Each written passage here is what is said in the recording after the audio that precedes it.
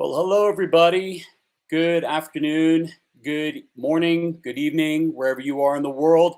Welcome to the Gussie's Gut show with Dr. Ian Billinghurst and myself. And I'm really excited. So we're just going to get right into this and bring on my partner.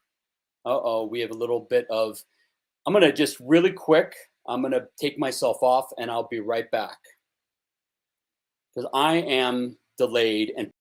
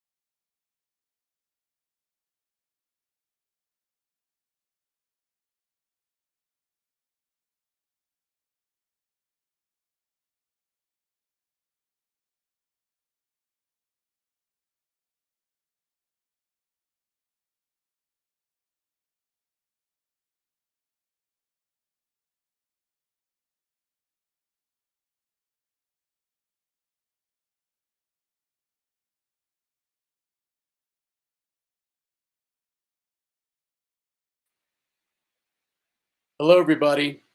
Well, it looks like on my end, I'm pixelated. So I'm going to get us going here and not delay anymore. And I'm going to bring in my partner, Dr. Ian Billinghurst.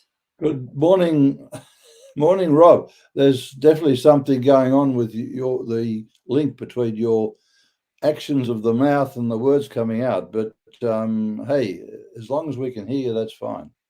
Yeah. It's a big delay, but I did a bunch of tests beforehand and it still didn't help. Okay, so we will, let me see if I can actually just remove myself from.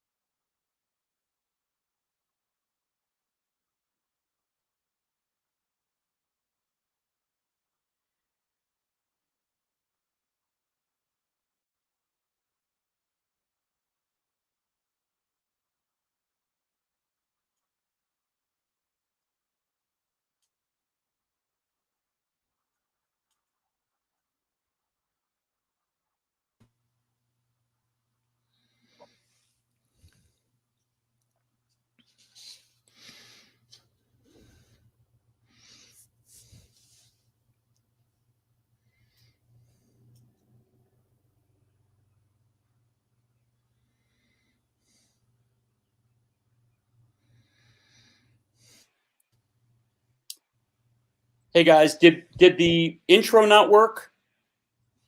No.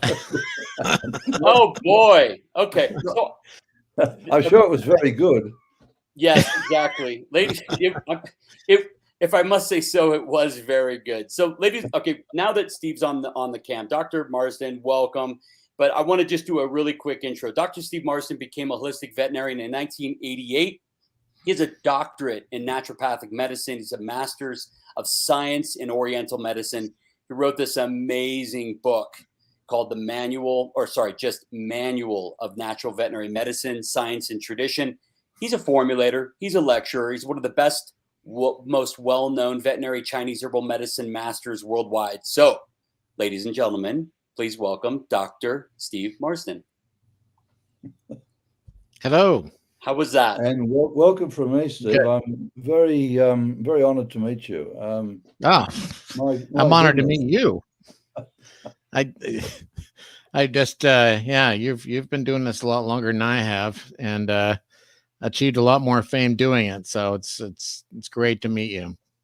Well, yeah, I think you are achieving marvelous things with what you do, and your knowledge is obviously incredible. And I'm in awe of what you do and what you say and what you know. So I'm actually here to learn from you today, as is everybody else. So let's go for it. Rob, start talking. That's great. Okay, I'll start. Well, let's get what I really was excited today to do with you, Dr. Marsden, is talk to you about gut health, but from very different perspectives than we have in the past. So, I guess let's start right now into let's talk about your definition of microbiome diversity and what it means to have gut health, achieving gut health. What does that mean to you? Let's start there. Yeah. Well, I'm kind of late to the party in terms of taking a serious look at the microbiome. For most of my career, I knew it was important, but I didn't really know how to, begin to understand it and, begin to utilize it in practice. And I still get the sense that the industry is in its infancy that way. So when I talk about the microbiome, just know that I don't have any particular expertise except as somebody who's poked around on PubMed and tried to figure out why am I getting the results that I'm getting in practice with various herbs and wondering if the microbiome had something to do with it. So it started actually when I was trying to figure out why do a lot of dogs do so well on raw diets. Of course, one of the many things that happens for a lot of dogs is they may be overweight going in. I think I should probably eat a raw diet. They may be overweight going in, and then they just slim right down. And I think there are good metabolic reasons for what raw food does. I think there's good metabolic reasons for that slimming effect. But then I also understood that changes in a microbiome can precipitate that slimming effect. So that's what dragged me to PubMed, is to try to understand, how does the microbiome shift when you're eating different foods, and what is the new population of bacteria, what does it accomplish? So that was what started me on that path. And I don't know if the microbiome helps the dogs lose weight. Potentially, probably, but I think the metabolic reasons are more important. But what really interested me and what I found answers to were what happens to dogs. What's going on with dogs who thrive on raw diets, which it just seems like they all should. And I was trying to understand that because those metabolic impacts are all still there. So what's different about them? And I realized that, or in poking around, I realized that it might be the microbiome. So you're going to see that you can never ask me a question and expect a succinct answer. So I apologize in advance, but there's just a long preface for my reply, which is that one of the things that I noticed, one of the things about a healthy microbiome is that it's diverse. So there are a lot of different bacteria species. That was one thing that became apparent reading the literature. The other thing that surprised me was that when they were looking at the microbiome of all these healthy dogs, or defined as having healthy microbiome, their species were just all over the map. They didn't have the same populations at all. So that was a little bit of a surprise. I just assumed that, healthy dogs worldwide are going to have, basically the same species, but I didn't see that was the case. Maybe on a niche level, maybe they're the same niches being filled, but I haven't had the time to really dig into that. So diversity is the first thing, and not really expecting particular species to always be there. That was the other big thing that I stumbled upon. I'll try to be shorter in my subsequent answers. That's great. No, that's awesome. So do you think that food is the thing that is supporting microbiome diversity, or how would you elaborate on that just a tiny bit more in terms of. Sure. Yeah, actually, so I realized that I started looking because you couldn't really. I was almost discounting various species. But one study I looked at was fascinating because it showed a before and after of the same dogs as they transitioned to raw diets. And what really struck me was that the carbohydrate fermenting bacteria vanished, at least from dogs fed that diet. And that made sense to me because, a lot of raw diets are really lacking in plant material. So to suddenly see the disappearance of species that basically are adapted to carbohydrates and plant material, that made sense to me. So then it was just a quick sort of look to say, well, okay, so these species that disappeared, like lactobacillus most notably kind of springs to mind, what do they do? And that led me to discover that a lot of the carbohydrate fermenting bacteria double as immune regulators. So they regulate the immune system. And then that's when things kind of fell into place for me in terms of why do some dogs' skin allergies just not disappear or even start when they're on a raw diet? I began to realize, or shall I say, speculate that there are certain individuals, probably whole breeds, that have just become adapted over however long they've been around to having certain populations of bacteria in their intestinal tract, call them carbohydrate fermenters. And if they're not there, then their immune systems start to struggle. And we might even have overgrowth of other types of species that we don't particularly like. So I'm not sure if that answers great. the question. Yeah. That's great. Dr. B, go ahead and ask a question if you like. I can only, we're just gonna fly blindly here in a way. Well, I'm just listening to what Steve says and trying to tie it in with my own experience and my own understanding. And it's a bit like, Steve, when you said you need a preface to what you're going to say, it's always that's the case, because there are so many things darting through my mind. One is, like you, I'm very late to the party with the microbiome. Always knew it was important. That this tube that actually sits outside our body, it's not inside our body in the sense physiologically at least, although physically it's inside the body, but physiologically our lecturers always emphasize this is outside the body. So we live with this microbiome, which is essentially outside the body, but inside, and we interact very, very closely with it. And one of the things we speak about prebiotics, and we always think, oh, prebiotics, that's plant material. But if you think about it, everything we eat is essentially a prebiotic for the bacteria there.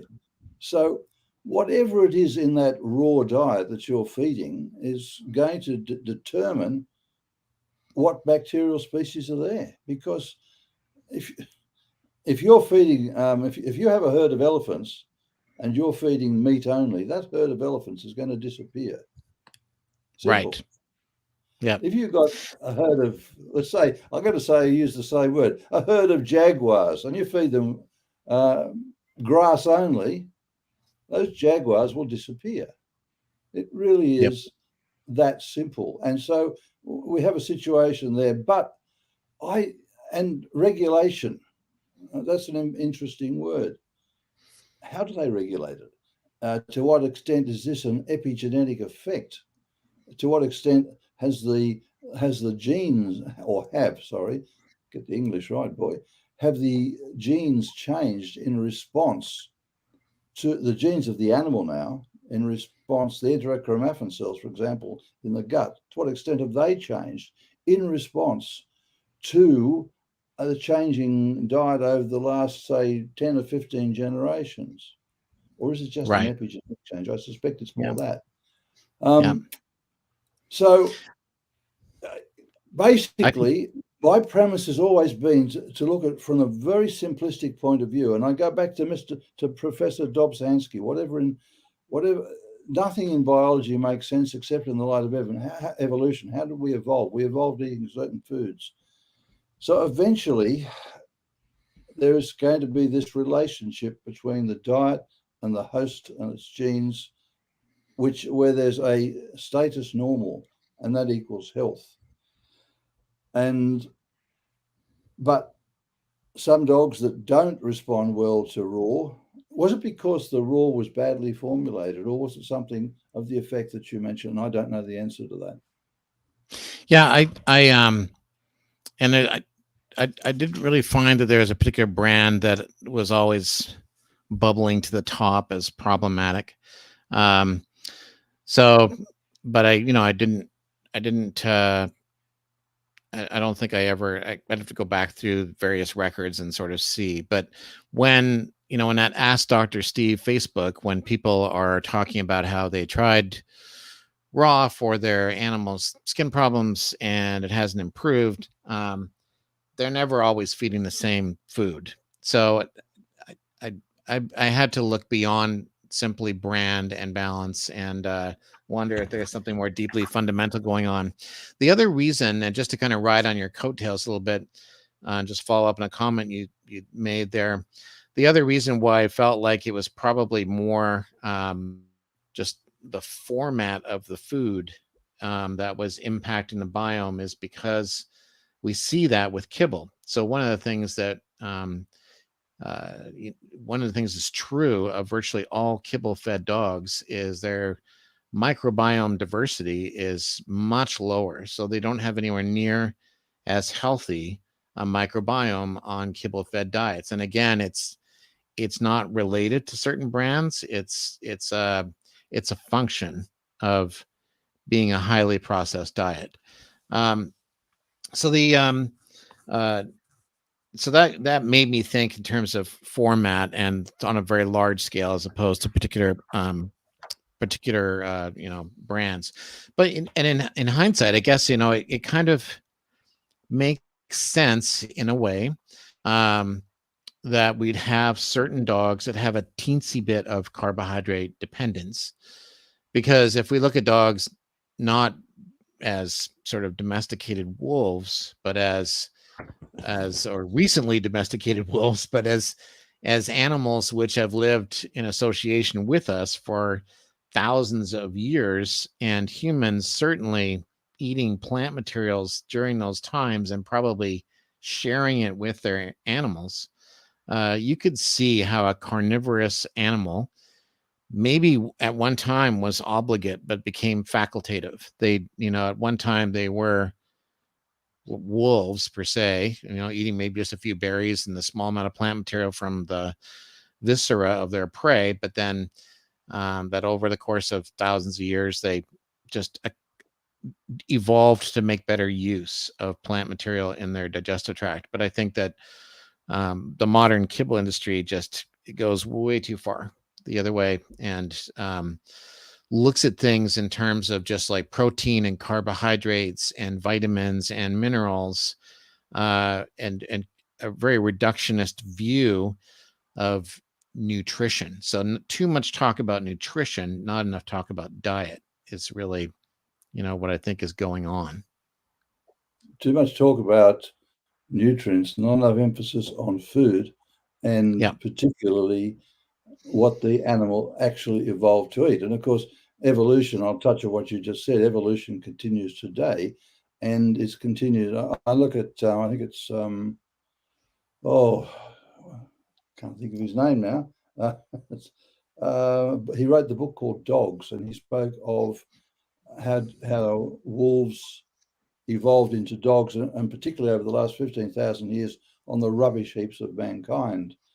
And in this way, they became more coprophagic, more scavenging, more vegetarian, if you like. But I will make this further comment, though, and there's been some research to show that amylase has increased in modern dogs compared to the wolf.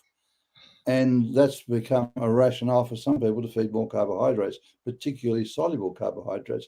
But I point out, yes, that has changed, its ability to absorb this poison called sugar, but its ability to deal with the poison called sugar in terms of, and I'm putting it in a very in one end of the bell curve way. I'm describing sugar as a poison because, like everything, salt's a poison, water's a poison, everything's a poison in excess and in the wrong context.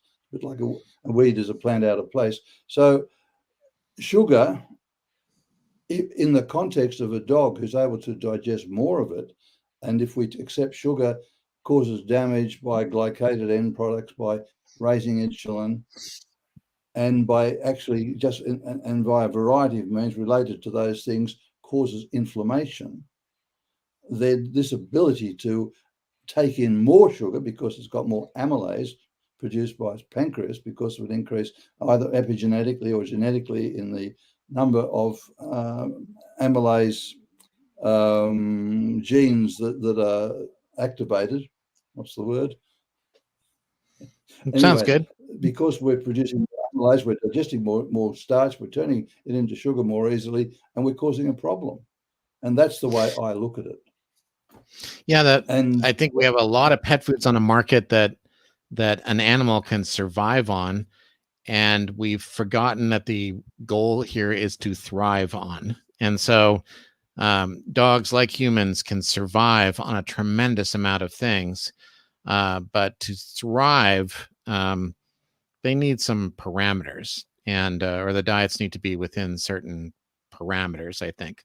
Now you could say, okay, so we've disrupted the microbiome with our kibble, but can't we just solve that by giving a probiotic? Or you could say, well, if I'm lacking a lactobacillus in my raw diet, can't I just throw the lactobacillus in there? Won't it be fine?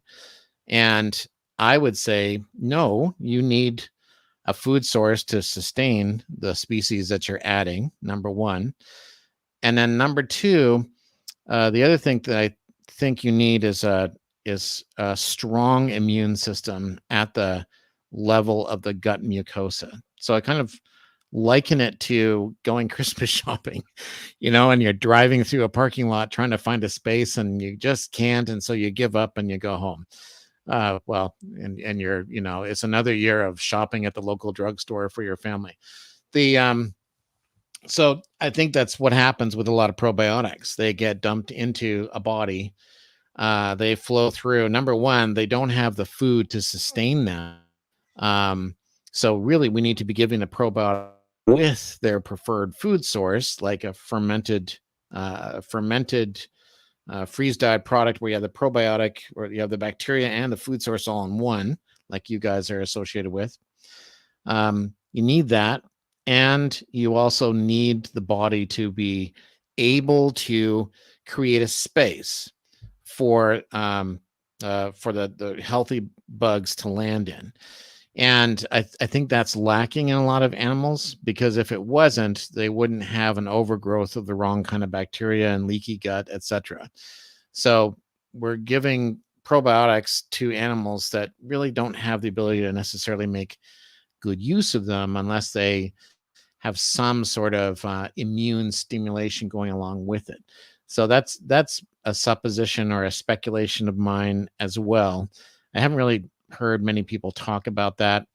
But when I look at animals that I finally have success with, and I assume it's through manipulation of their microbiome, one attribute of the things I'm giving is that they stimulate the immune system, not systemically. They don't aggravate allergies, but that's something else we can talk about, which is like, okay, so allergies, why don't immune suppressive drugs work? To answer that question is that because you have two problems. You have an excess systemic immune response, and you have a crappy local immune response at the gut level.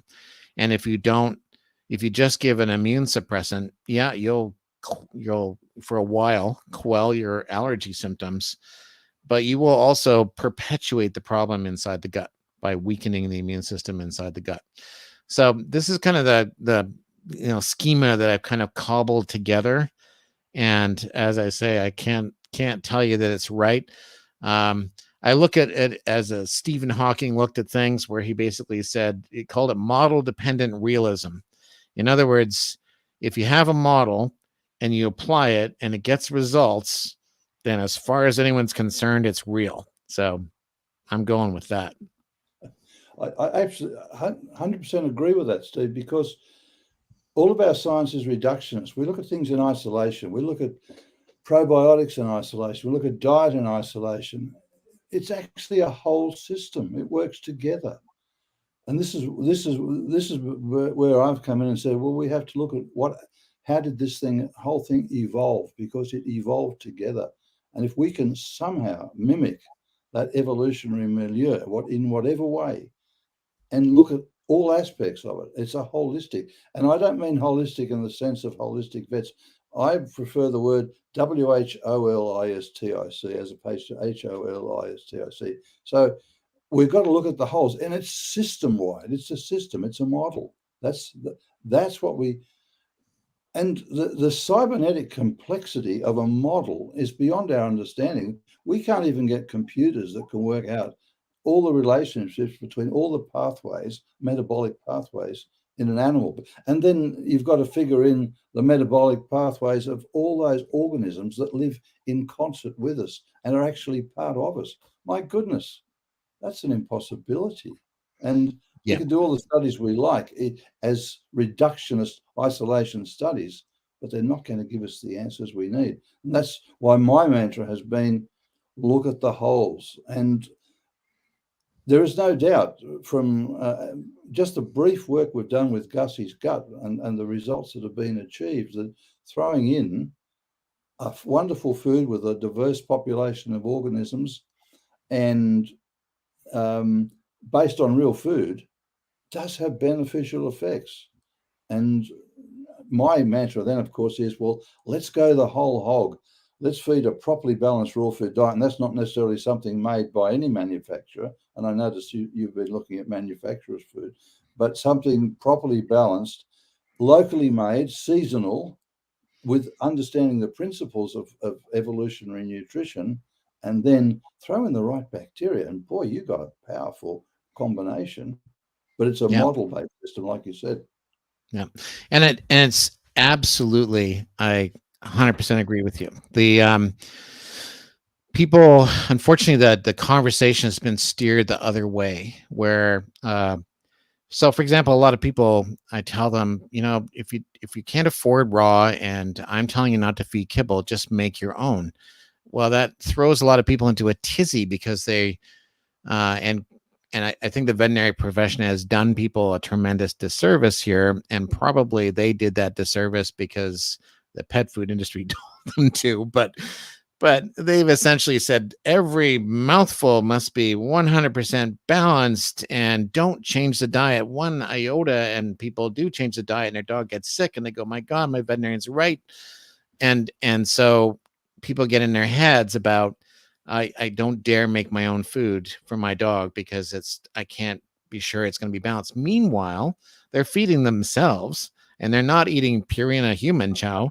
So it just tells you the tremendous amount of faith that the public has in veterinarians, and it's probably should be scaled back just a little bit. I mean, if that's not inappropriate.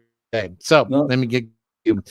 Well, we're preaching from the same hymn book, Steve. We're singing from the same in the same choir. Well, let me just sing your other hymn for you, which was, if you're right, it's tremendously complex. They once asked, I don't know if you've heard of T. Colin Campbell, the fellow who did that huge epidemiological study in China, was it called the China Project or whatever. And they were looking at that real food, plant-based diet and the medical benefits it was having. And he tried to sit down and suss out all the different mechanisms. And after about a decade of that, he basically just threw his hands up in the air and said, you know what, there's 1,000,001 reasons why it works. And there's no one of them that's particularly important. And I give up. So, and I think that's okay because, or shall I say, only if you're giving whole things, as whole as you can. Because, for example, I was at another conference, and one of my first holistic conferences, and a fella, you ever seen the kids' toy Spirograph? Do you remember when you were a kid, you could draw all these crazy diagrams just with wheels rotating against each other? You get all these stylized drawings. He threw up like this stylized spirograph type diagram, and he said, so this is why I don't supplement. And it's because this is related to that, is related to this, is related to that, is related to this, related to that. And it's just a rat's nest, and, it's beyond me. So, and then everyone goes, okay, I totally agree with you. And so people abandon the notion of supplementation. Whereas I looked at that and I thought, all right, so what you're asking for is an idealized balance of nutrients. But where are you going to find that? You find it in another living organism. If you look at the balance of nutrients in, say, broccoli, you'll find it's very similar to the balance of nutrients inside a human body. In other words, there's a certain amount of there's shared evolution here going back hundreds of millions of years, yes, but shared evolution. And so we all are operating by the same mechanism. Why humans can make great use of whole plant material, and dogs can make great use of whole prey. And when they eat a whole thing, they're getting everything they need in perfect ratios. So if we just extend that to the person struggling in their kitchen and is worried about, not having nutritional balance, it's like use whole ingredients and change them up. And if they say, well, I can't change them up because they'll get sick. I've seen what my dog does when I change the diet. Yeah, if you change kibble, which races through the system and basically feeds bad guy bacteria as much as it feeds anything else, absolutely, they're going to get sick. But whole food goes through the system slowly. And if you change it, you get a different basket of nutrients. And so if we start to look at a body as an ecosystem, and when you take a meal and you pick of whole foods, you're putting little ecosystems inside a bigger ecosystem. And if you take a product like Gussie's Gut, which is basically, I have an ecosystem, I have my bacteria and I have the food that it grew on, and I freeze dry it.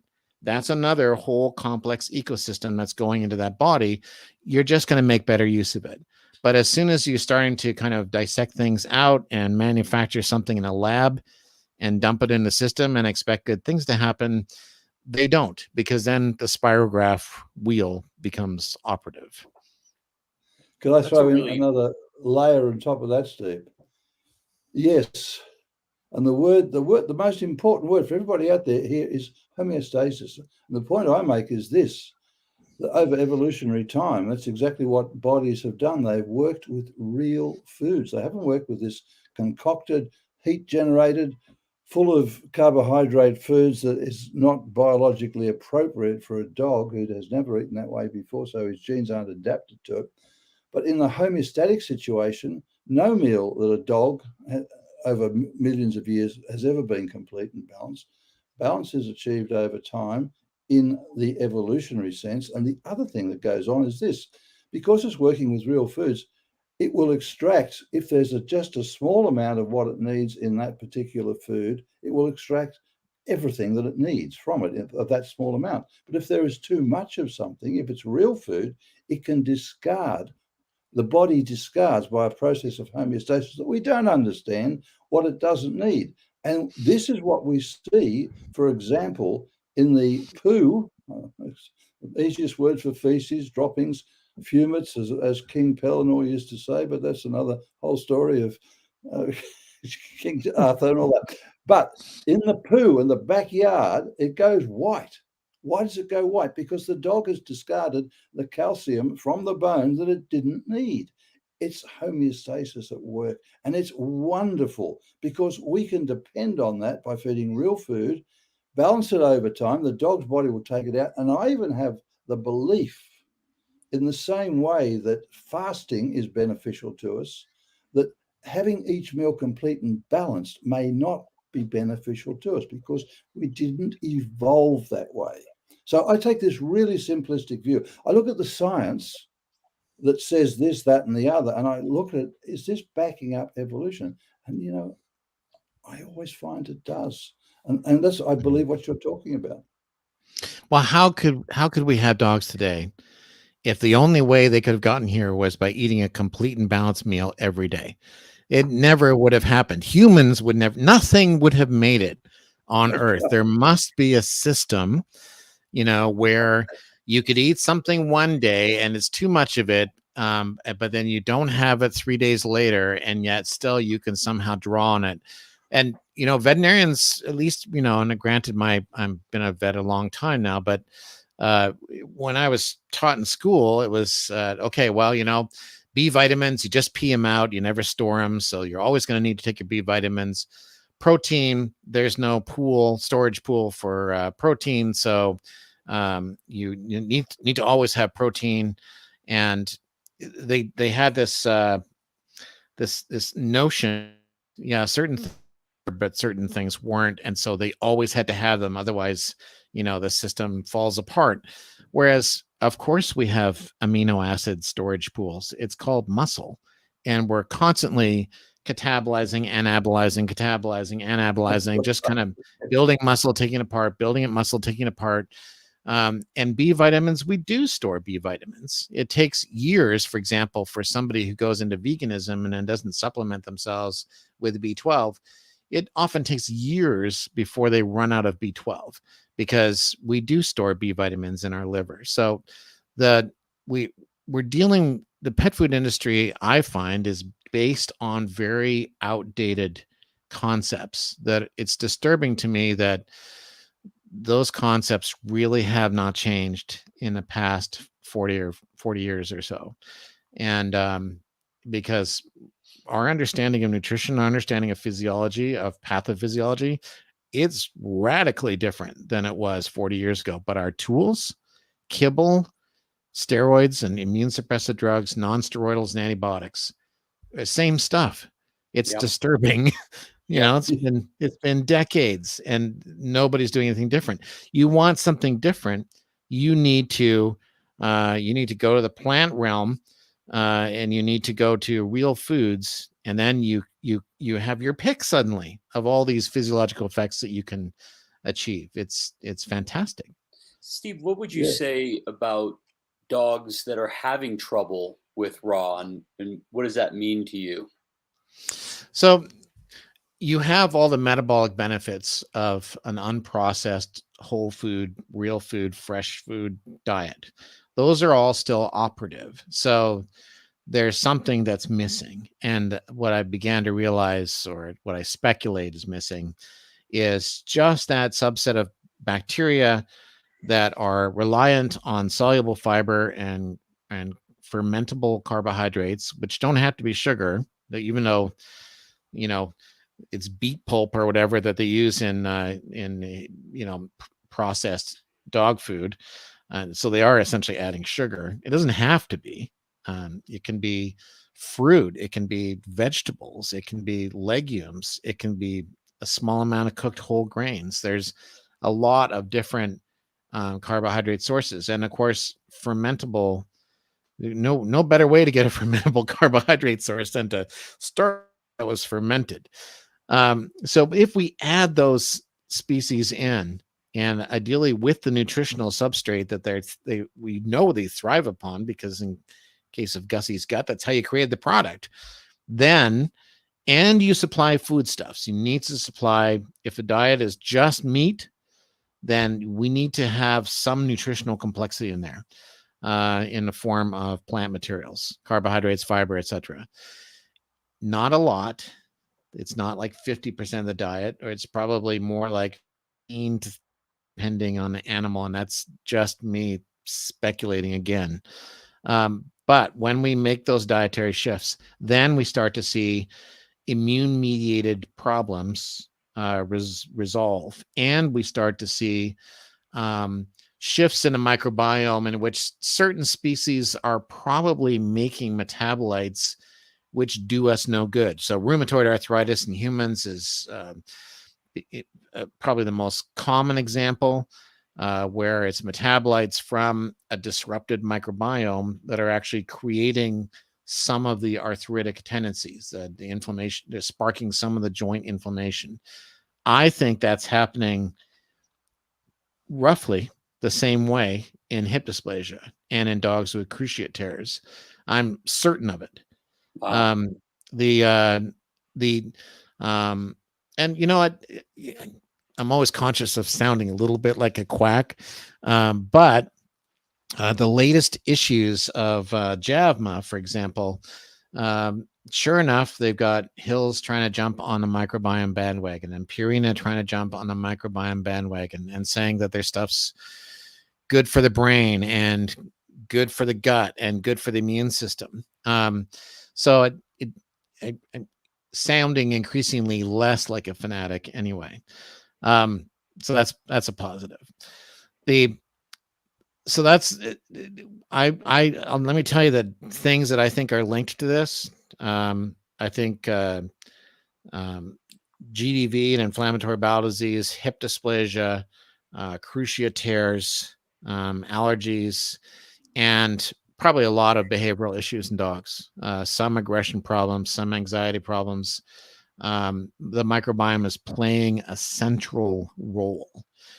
And as Ian was saying, the body is extremely complex. So rather than parsing that stuff out, what I try to do is just focus on getting the gut healthy and then seeing what falls away. And so, the real food diets supplemented with healthy forms of plant material, the bacteria that can utilize them, and then some herbs that help to create the parking spaces in the parking lot, and that, help out with the joints or help out with the stress level or help out with taming the immune system, etc., just to kind of expedite the improvements. But that's what I think I'm seeing. Steve, I'm listening to you and I'm thinking, have you got some, can you talk us through how you use fermented foods in your practice currently, based on your current experience, past experience, and your increase, when I say ours, I mean as a community, and science generally, and your experience of and knowledge about increasing, I guess, of the microbiome and just, can you just talk us through how you might use a typical case or something that we can see just how you use fermented foods or the the microbiome in your practice? Right. Well, it's, I'm probably not that skilled particularly. It's not that artful. I probably don't have your guys' knowledge about fermented foods and the microbiome. We're just learning, Steve. Okay. We're just learning, and what you have to tell us from experience. Let's take an itchy dog that's the owner has heard. All right, I'll just back up. More prefacing. There's when we see an itchy dog,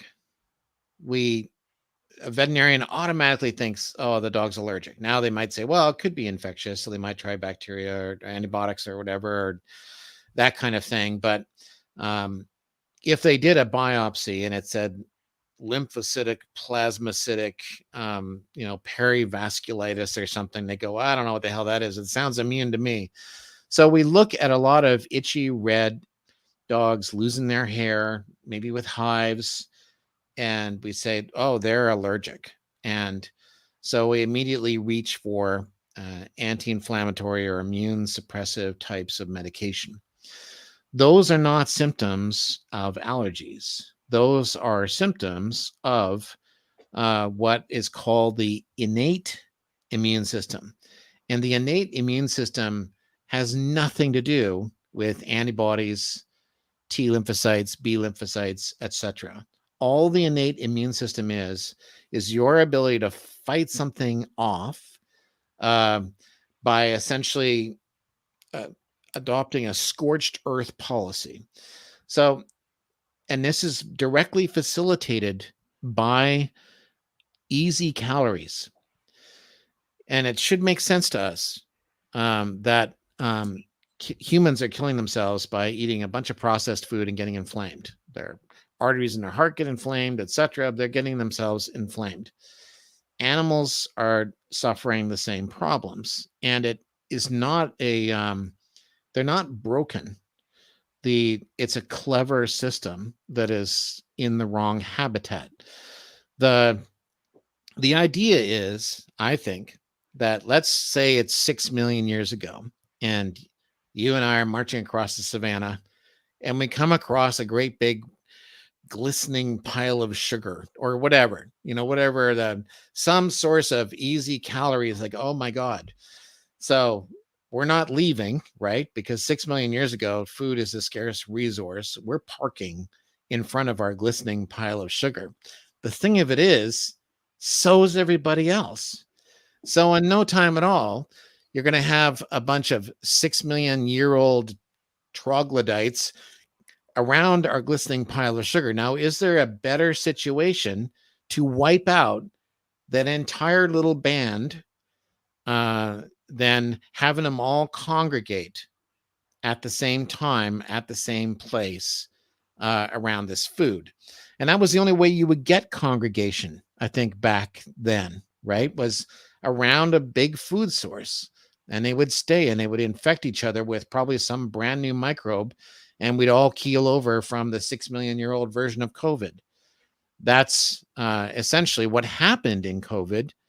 Was we had overnourished people experiencing a profound inflammatory response.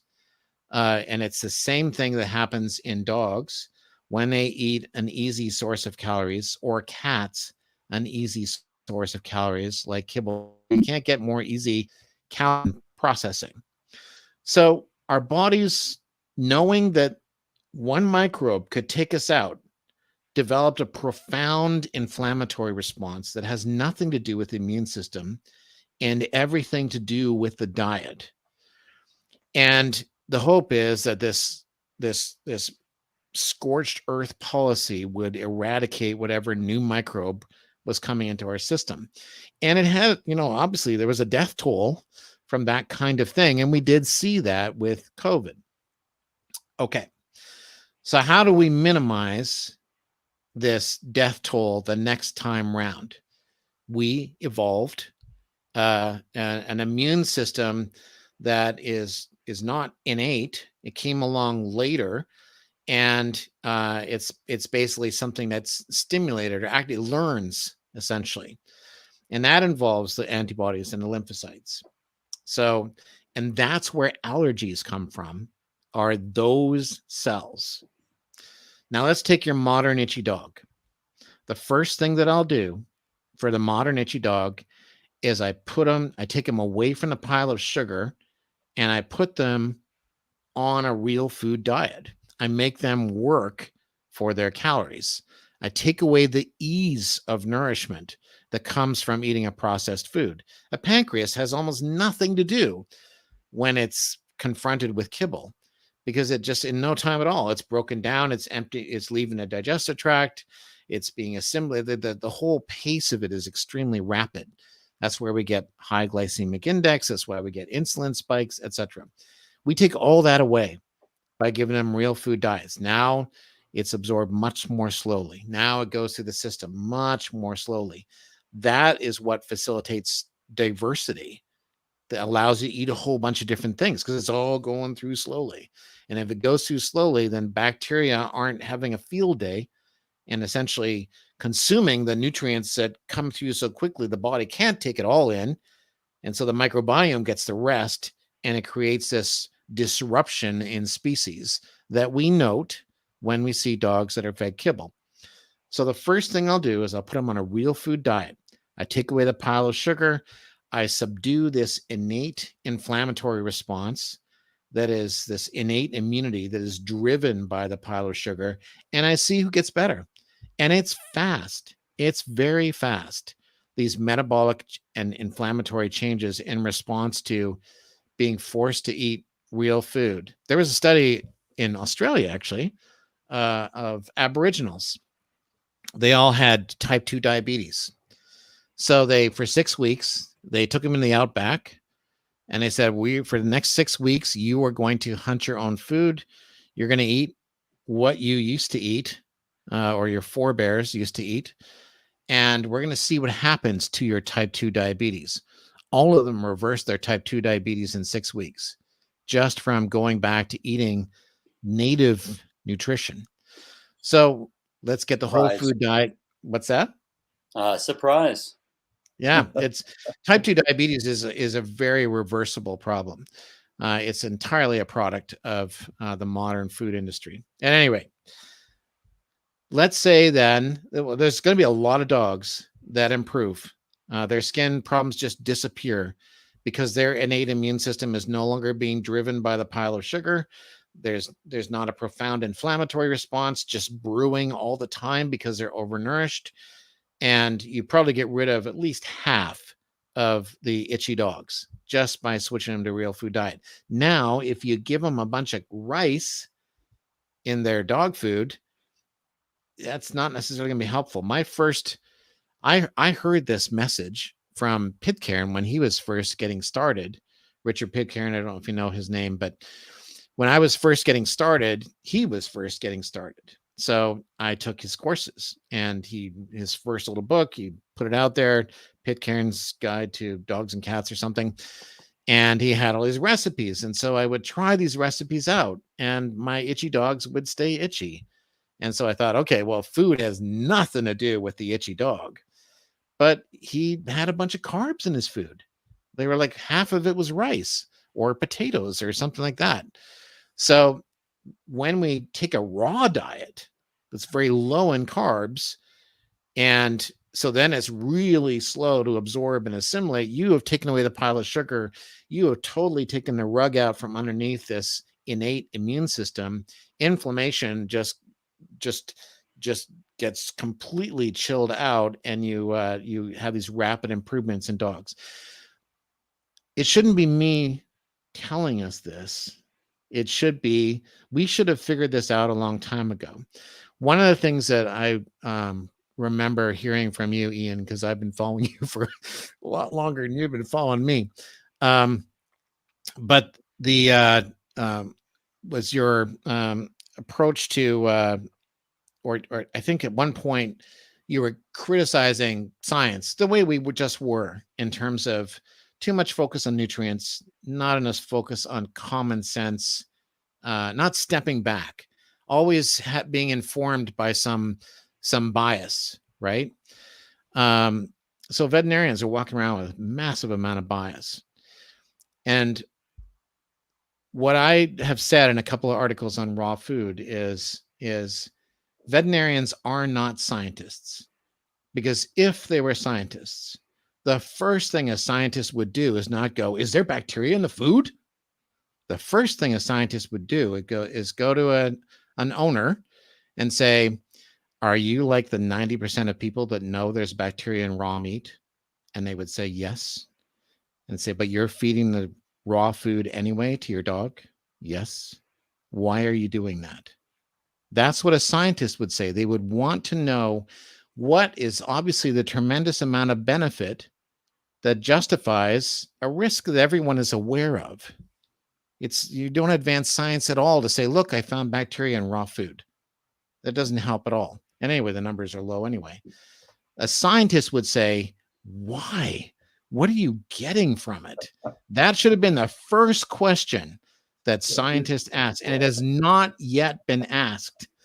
And that tells us just how much patsies we are as veterinarians, not you, the rest of us, how much we're patsies of industry, is the fact that hasn't occurred to most people to ask that question, even though somebody coming down from space would go, well, that would be the first thing they would ask, is like, okay, let's assume the bacteria is there. Why are you doing it? What's happening? The pile of sugar is what's happening. Okay. So fair enough. We've gotten rid of half the itchy dogs.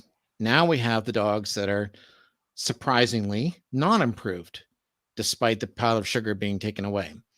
And so what's the story with them? And then when I dug into it, I realized that, especially because most commercial brands of raw have very little plant material in them, that and looking at some of these studies, before and after studies, and seeing the shift in the microbiome in response to a raw diet being introduced, that's when I put together that these carbohydrate dependent species are being taken away, and that they are probably important to the regulation of the immune system. So what do I do with those animals? I will embellish their existing raw diet, because all these other benefits are still there for raw, in terms of the interface of the metabolism with the immune system and inflammation, like all that's all still operative. But I will say, let's just introduce the lactobacillus or other carbohydrate fermenting bacteria. Let's provide the food source that they like. Great kudos if you can package it all up in one, like you guys do with the Gussie's Gut.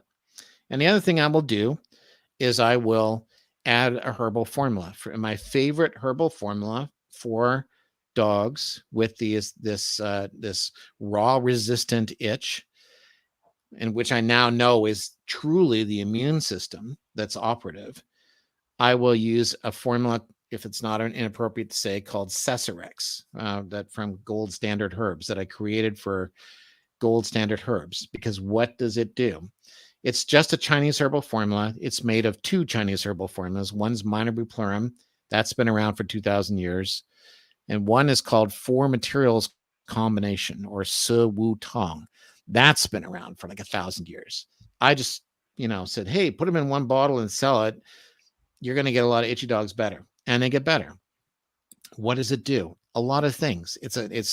We're taking whole plants, taking probably about 15 whole plant extracts and putting them in a bottle. So always whole. That's how I operate, in order to leverage the benefits of all this complexity, so that we can get out of our heads. Just use whole things. So I use whole herb extracts, or tell people to use them. What does it do? First of all, it creates a parking space. So there's plenty of studies on the ingredients in those formulas showing that it actually creates a spot for the lactobacillus or whatever you're using as a probiotic to land in. So that's the first thing it does. It also works on the gut-brain axis to take away the impact of stress. Number one, have the dog be less stressed. That's the content of ginseng and skullcap. But then also take away that impact, therefore, of stress on creating a leaky gut. So the gut starts to seal because we have good guy bacteria in place. They found a place to land, and we're taking away irritating factors like anxiety. And then also in vet school, they would say, or if you read scientific articles about, say, atopica or Apoquel or corticosteroids, they'll say they're immune modulators. It's like, they're not immune modulators. Modulate means that you're balancing things. That's moderate is modulating, is balancing. Those are immune suppressants. We don't have immune modulating drugs because it's 60 years after we started looking at the immune system. We still don't have a drug to stimulate the immune system apart from interferon. That's it. Six decades. That's all we have. But we have tons of plants that do it. There is one plant, or this formula, Minor Bupleurum. It does temper systemic immune responses, and it ramps up local immunity. That's perfect for these allergic dogs, because we need strong local immunity at the gut level and on their skin. And we need a tempered systemic immune response so they can stop, their immune system isn't in overdrive. So I use that formula, probiotic plus carbohydrate source plus soluble fiber and their existing raw diet. And I just do rinse, lather, repeat. Just keep doing it over and over and over again. And most truly allergic dogs, they get better on that. Fantastic. Thank you, Steve. Yeah. It's dangerous to ask me a question. This was amazing. You kidding? Yeah, absolutely love it. Thank you. So let me ask you a question. If we were to put you to work in our customer support, we call it customer advocacy department, for people who are asking, what does fermentation do? Why does it work? What's the purpose of it? What would your answer be? Well, my understanding of it would be pretty, first of all, it makes whatever got fermented, it makes it more assimilable, right? It's a form of pre-digestion. Yep. So, and animals are drawn to, I have a cat that likes to drink red wine out of my wife's glass. She does not like that very much. But animals are drawn to fermented, rotting things because they sense they can make use of them. That's why dogs eat other dogs' stool. It's because they're half digested. And a dog is more likely to do that if their digestive tract is weak. It's like they know. It's like the rabbit that's eating its night feces or whatever. It doesn't eat the day feces. It's the night feces because those have this sort of nutritional value. So fermented foods have nutritional value. They're more assimilable. So that's the first thing. There's probably a pH effect too, but I don't know what the pH effect should be for a dog in digestive tract. But certainly we're using silage to help balance out the pH of a rumen of a cow. So there is a pH effect that's probably operative too, but I haven't dug into what exactly that is. Then the probably one of the biggest benefits too is that if the food is fermented, the bacteria that did the fermenting are still in it. And they're the bacteria that you want for a healthy immune system. And you're ingesting those bacteria with foodstuffs they're adapted to. So they're not going to have a problem at all. It's like as soon as they find a landing pad, they don't have to order out for food. It's right there. It's whatever they just ate is right there. And so they get help. So if you want a bacterial population to get established, fermented foods probably gives them that leg up. That's great. Great. Well, we're at just about 5 minutes over our usual hour. Can you stay with us just a couple more minutes? Sure. Yeah. Okay. If you're not tired of listening to me, then no way. I'm tired of listening to me. But no way. Yeah, and I can't help you with you listening to yourself, but we love it. So one of the things that is becoming more and more popular, I see it everywhere, different companies that are offering, microbiome testing. What are your, current thoughts generally? Are they helpful to the public? Do you find them helpful to vets? How do you think of those? Yeah. Well, all I can really tell you is that in all the reading that I was doing, I did not find that a healthy microbiome was always characterized by the presence of certain species. It was never that prescriptive, that exactly who was in what was highly variable, which is probably understandable given that they're all coming from different environments, and that the health really was just about diversity. I would say, apart from making sure you have some Bacteroides in there or lactobacillus or some other carb fermenting immune modulating species, that a healthy microbiome is otherwise really hard to sort of define in terms of particular organisms. It was even surprising to me looking through the research to find that a healthy microbiome was not defined by the absence of pathogens. That you can have Clostridium, for example. Clostridium featured in microbiomes that were considered healthy. So this absence of pathogenic organisms was not even a feature of how they were defining healthy microbiomes. So I don't find it's a very prescriptive thing, and I think it's probably I'm a fan of whole things and trying not to bioengineer too many different things, but just to take what's already there and make use of it. I mean, animals just go around eating soil when they're young.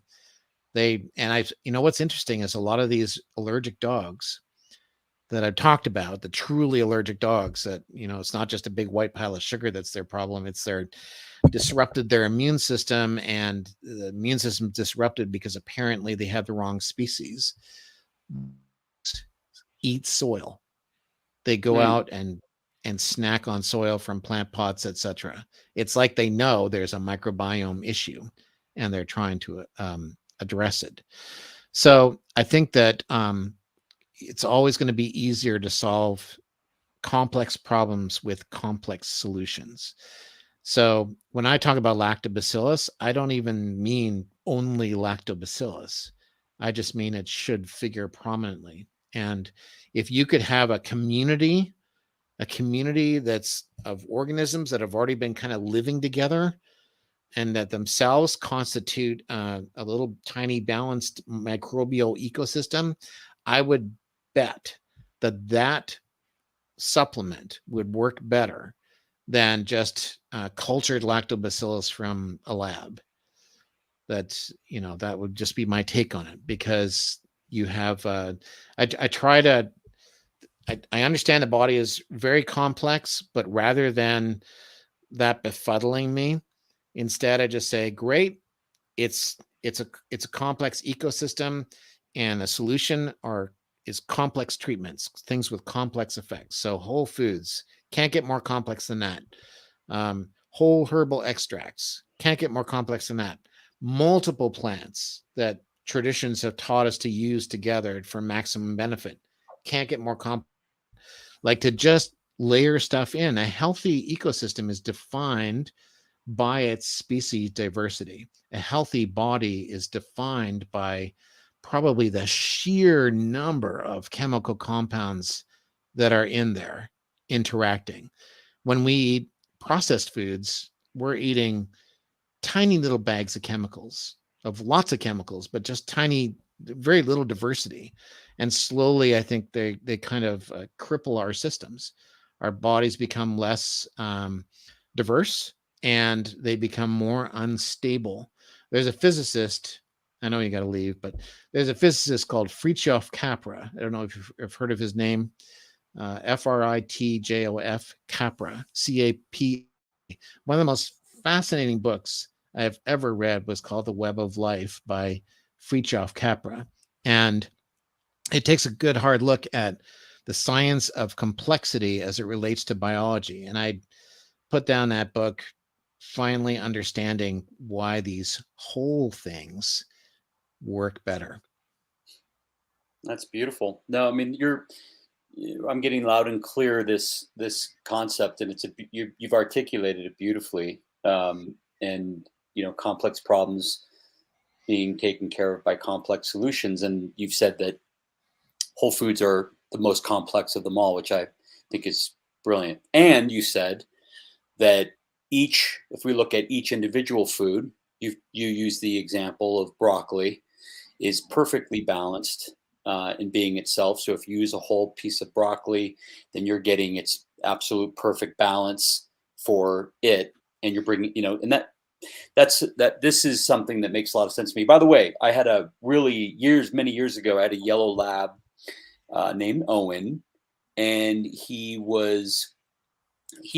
suffered from he fed the whole raw food his whole life, taught by the one and the only Ian Billinghurst, and he still had issues, probably something genetically, and I was able to manage it with blue chlorum and xanthium quite easily. So kudos to you for putting up that supplement. Yeah, well, I'm glad that it worked out. Yeah, that's great. Yep. Proof is in the pudding. Yeah, that's right. That's right. And so I guess, so it doesn't sound like you would prescribe for your patients, your dogs, your cats, a microbiome testing. Am I putting words in your mouth, or does that sound like you would or would not? No, I've never personally prescribed it. I've certainly worked with animals that have had microbiome testing done. Okay. And that have had these clusters of microorganisms prescribed for them. Yeah. But I still see them having problems. So that might be selection bias on my part. I'm suspect of the practice because I'm seeing so many animals where it doesn't work, but the ones where it did work, they're not coming to see me. So, maybe it's a great idea and I'm just suffering from selection bias, but it's certainly not a complete answer. And I've been able to get those animals better with something that's considerably less, manipulated. So let me ask you then, how would you diagnose a problem, and then also realize when the solution has been achieved? Well, in the case of the itchy dog, they stop itching, like or in gut issues in general, not just itchy dogs, but all over. Yeah. I mean, I just take a very macro view of it. So if there's an absence of symptoms, like there's just no limitations anymore on that animal, and they're healthy, and you don't particularly need pharmaceuticals anymore, and you actually don't seem to really need a lot of herbs anymore, then I'm looking at a pretty darn stable ecosystem. And whoever's constitutes that ecosystem, that's fine by me. It's if they've got this resilience and stability, that's the goal. Is and it's not so much about particular species being present, with the exception of we need some carbohydrate fermenters in there. If I was if there's just one species that I would say you got to have fermenters for these animals to be healthy. And I mean, if they were eating the rubbish heaps, as Ian was saying, then they're eating a lot of fermented food. It's not surprising to see that dog as a species having evolved to be reliant on fermentable foods and fermenting species, because there's probably a hell of a lot going on in those garbage heaps. Yeah, that's great. We'll take Thank maybe you for one or that, two Steve. That's questions, wonderful. but Ian, you want to? I want to get you in there because I'm my connection's bad, so I just want to be kind of clumsy here and give you the floor.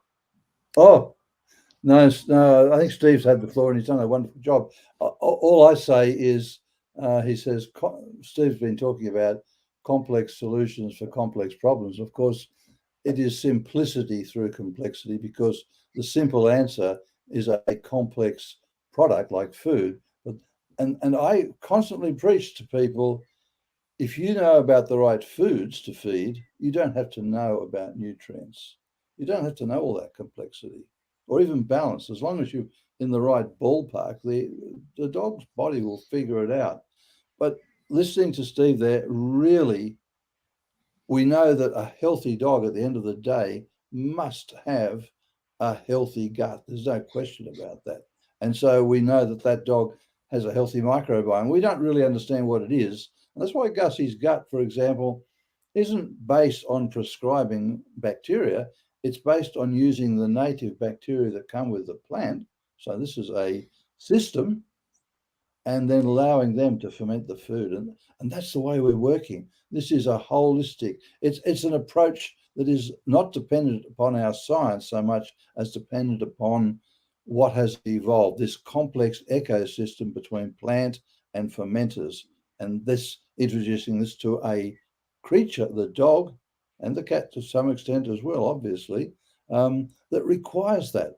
It's part of how they've evolved. And so listening to Steve, and you're demonstrating and looking far more than I ever have at the science that supports these ideas. So thank you for that. I really appreciate it. Together with another science that's been going on, a very empirical science, the science of traditional Chinese medicine, where they have looked at what works for them and using it in our Western society to help heal the problems we produce with the terrible diet that we currently feed.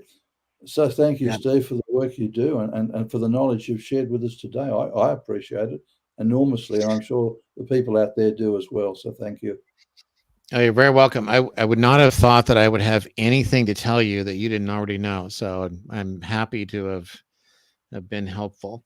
There's one question here just on the screen about how do you not go overboard with too many things added to your pet's diets. And what I find is that if we get a few basic ducks in a row, the food, and at least initially, a probiotic like we've been talking about, and then some herbs temporarily to kind of get things going, you don't need a lot else. So I liken the practice of medicine to a game of darts in a pub where, if you're not very good at darts, you'll still rack up some points, you'll still hit the board, but you're not going to win the game.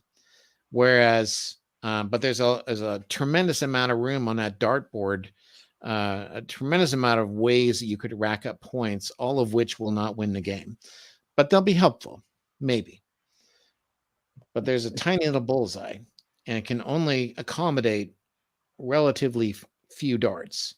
But if you hit that, game over. It's done. So I view my job as a practitioner as to find the dart that fits in the bullseye, or the darts. And this itchy dog we've been talking. So the first thing is real food diet. Start with that. See what happens. 2 or 3 weeks later, if there's no improvements, moving on. I now know it's an immune system problem.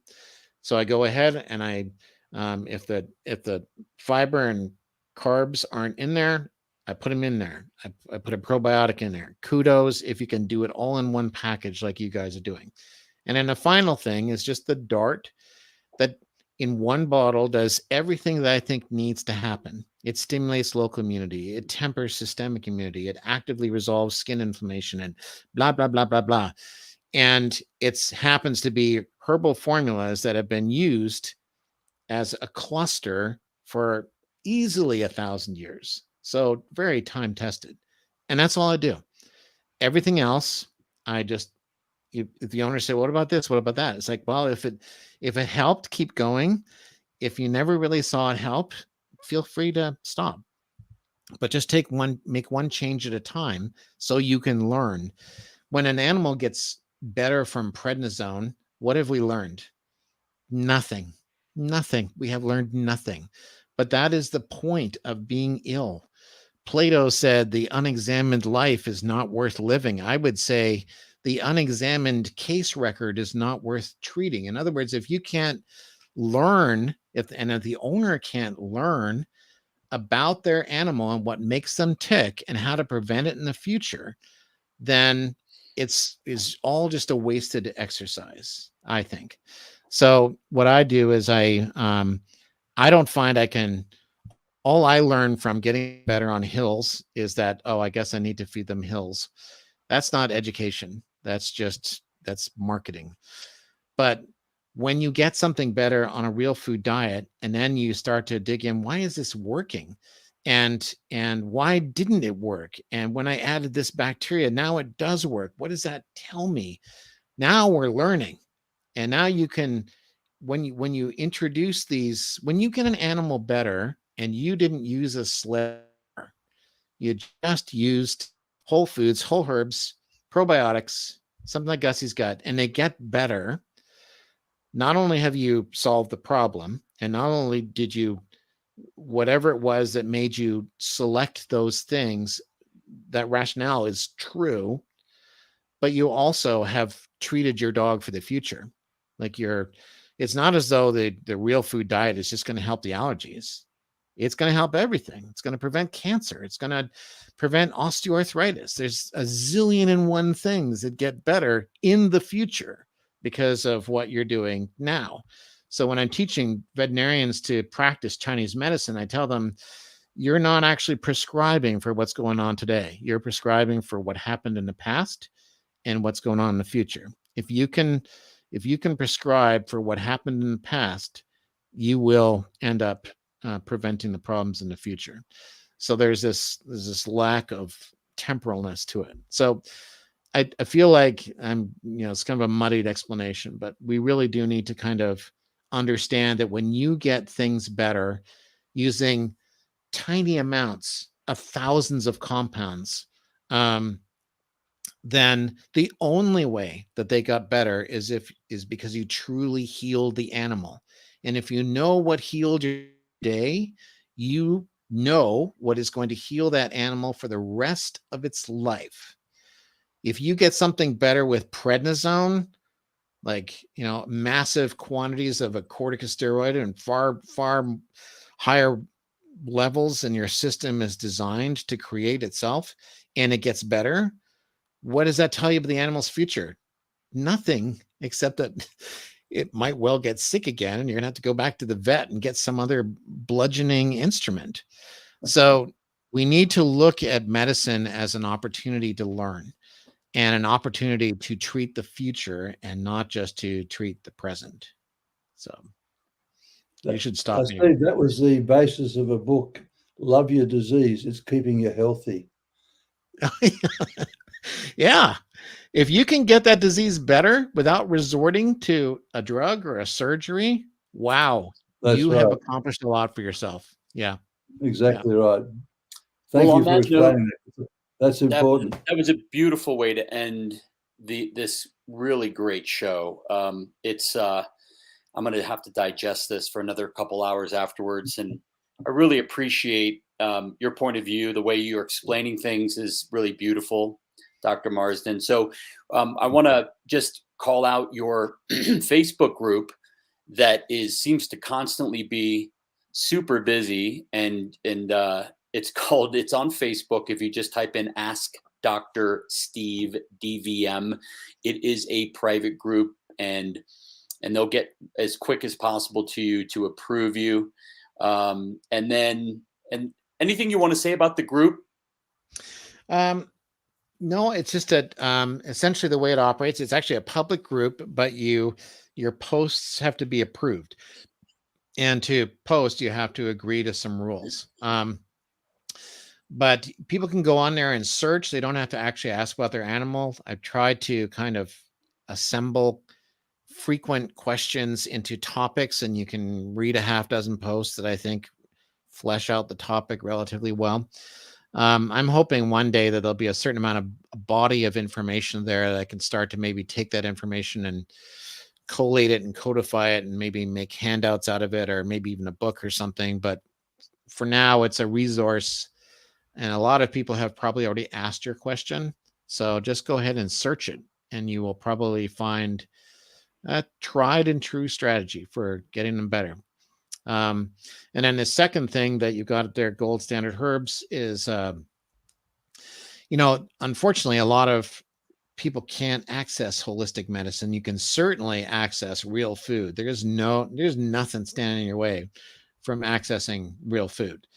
But to access some of these herbal formulas, there's, as with any other profession, there's this whole turf protection associated with Chinese medicine. They don't want you to take the wrong formula and end up, aggravating some latent problem. So, but nevertheless, I noticed that, when it comes to hip dysplasia, I'm always reaching for the same thing. When it comes to allergic dogs, I'm always reaching for the same thing. So the founders basically said, well, can you at least just give us those things, and we'll put them in bottles and we'll make them available to the general public. And I said, that sounds like it will make the world a better place. So I'm in. So that's what Gold Standard Herbs is. They only have 6 different products, but they work really well, I think. That's great. Yeah. So, and there's lots of guidance for how to use them on the Ask Dr. Steve DVM on Facebook. That's just fantastic. Well, beautiful. Great. Well, thank you again, Dr. Marsden, and this has been a pleasure. Ian, I'm gonna let you also close out the show here. Well, I'm blown away by Steve and the work he's doing, and I urge everybody, if you have a problem, number one, switch the diet, and if you need to know more about the diet, consult my books, even go to the summits that we're doing at the moment on raw feeding. That's wonderful. If you want to know, particularly if you're in the USA and you can get hold of them, if you want a fermented food, and you really should want that, I believe, to add to your whole raw food diet, then Gus's Gut is the go-to. And if you want specific information, having done all of that and you've still got a problem, well, look, nowhere better to go than Dr. Steve. Wow, what a wealth of information you have there. So there, I see that as a complete package. So thank you, Dr. Steve. Wow, well done for what you do. I thank you on behalf of the people out there, and I thank you on behalf of the future veterinary profession, which one day will wake up to itself. Fingers crossed. One day. I'm not holding my breath. No, but you are helping to contribute in an enormous way. So thank you for that, to our future, the future of our profession, and doing the right thing by their clients and more particularly their patients. So thank you for that. Well, I just want to thank you, because it was easy for people to kind of come into holistic medicine now, because it's not nearly so stigmatized, but you were there right at the beginning, paving the way for the rest of us. So, I thanks right back at you. I don't know if, what's the expression, standing on the shoulders of giants. So I'm pretty heavy. You don't want me on your shoulders, but I'm there anyway. So, well, I'm standing on Dobzhansky, Darwin, a whole host of other people, people who found, we all stand on the shoulders of others. And kudos to you both, Rob and Ian, for creating a cutting edge product. I think it's a cut above. So good job. Well, thank you. Well, thank you everybody for joining us. And we look forward to seeing you on the next show. I'm sorry I'm not visible and I had some technical difficulties, but at least I was able to make it through the show. Have a great rest of your Sunday. Bye, everybody.